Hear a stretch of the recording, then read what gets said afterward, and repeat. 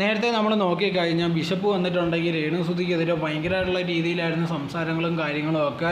ഞാനുണ്ടെങ്കിൽ അവളുമായിട്ട് ഇനി സംസാരിക്കത്തില്ല, അവളെ ഉണ്ടെങ്കിൽ വെറുതെ വിടത്തില്ല, അല്ലെങ്കിൽ അവൾക്കെതിരെ എന്തൊക്കെ ചെയ്യാൻ പറ്റുന്ന എല്ലാം ചെയ്യും എന്നുള്ള രീതിയിലൊക്കെ പറഞ്ഞ് ഭയങ്കര ഡയലോഗും കാര്യങ്ങളുമായിരുന്നു. പല ഇൻ്റർവ്യൂസും ഉണ്ടെങ്കിൽ മെയിനായിട്ട് രേണുസുതിയെക്കുറിച്ചുള്ള മെയിനായിട്ടുള്ള ടോപ്പിക്കായിരുന്നു സംസാരിച്ചിട്ടുണ്ടായിരുന്നത്.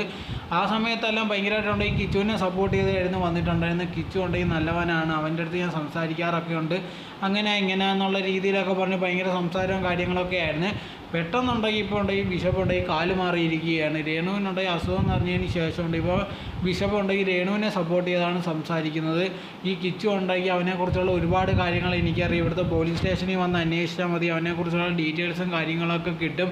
അവനുണ്ടെങ്കിൽ രേണുവിനെതിരെ ഒരുപാട് കാര്യങ്ങളുണ്ടെങ്കിൽ സോഷ്യൽ മീഡിയയിൽ ഇങ്ങനെ അടിച്ച് വിടുന്നുണ്ട്, അതൊന്നും ആൾക്കാർ കാണുന്നില്ലെന്നാണ് അവൻ്റെ വിചാരം. അത് ഞങ്ങളങ്ങനെ മാറ്റി കൊടുക്കും. അതോടെ തന്നെ രേണുവിനെ ആരും സപ്പോർട്ടില്ലെന്നൊന്നും വിചാരിക്കേണ്ട, ഞങ്ങളുണ്ടെന്നുള്ള രീതിയിലായിരുന്നു ബിഷപ്പ് പറഞ്ഞിട്ടുണ്ടായിരുന്നത്.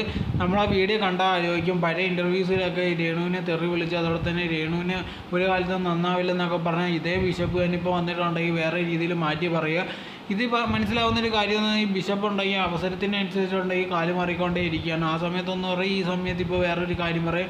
ഇപ്പോൾ ബിഷപ്പിനെതിരെ ഉണ്ടെങ്കിൽ ഒരുപാട് കേസോ കാര്യങ്ങളൊക്കെ ഉണ്ടെന്നുള്ളൊരു വിവരമാണ് വന്നുകൊണ്ടേ ഇരിക്കുന്നത്. സോ എന്തായിരുന്നാലും നേരത്തെ വരെ ഉണ്ടെങ്കിൽ ഭയങ്കരമായിട്ട് കിച്ചുവിനെ സപ്പോർട്ട് ചെയ്തവൻ നല്ല പയ്യനാണ്, അവൻ അങ്ങനെ മാറി താമസിച്ചത് നല്ലതാണ്, രേണുവിനെ കുറിച്ച് പറയുന്നതെല്ലാം സത്യം എന്നൊക്കെ പറഞ്ഞ് ഭയങ്കരമായിട്ട് അവനെ സപ്പോർട്ട് ചെയ്ത് വീഡിയോ ഒക്കെ ഇട്ടുകൊണ്ടിരുന്ന ആളുണ്ടെങ്കിൽ പെട്ടെന്ന് ഇതേ കണക്ക് ആൾക്കാർ രേണുവിനെ സപ്പോർട്ട് ചെയ്തപ്പോൾ സിമ്പതിയൊക്കെ വന്നു തുടങ്ങിയെന്ന് അറിഞ്ഞപ്പോഴത്തേക്ക് കാല് മാറി രേണുവിനെ സപ്പോർട്ട് ചെയ്ത് കിച്ചുവിനെ തള്ളി പറയുന്ന ഒരു സ്റ്റേജ് എത്തിയിരിക്കുകയാണ്.